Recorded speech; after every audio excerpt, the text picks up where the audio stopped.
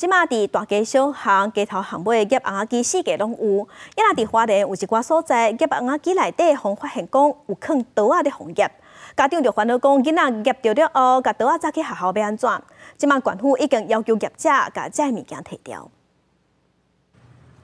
这是花莲玉里镇的夹红仔机选货店，其内内除了有四手仔、甲七头米紧的，也佫有一后刀仔。另外，伫个影响也有硬红仔机选货店，也放水果刀仔、甲卡片刀，这类的商品，敢是适当引起家长质疑。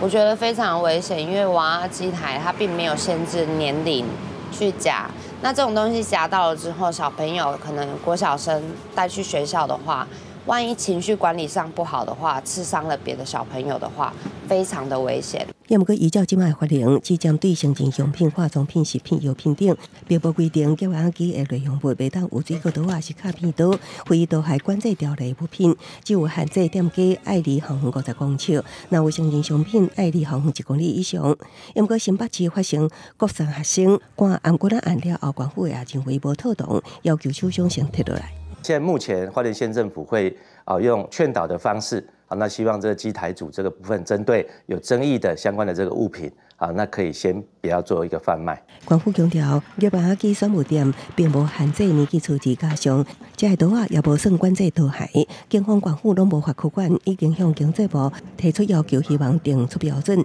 以免囡仔随意摕着。记者综合报道。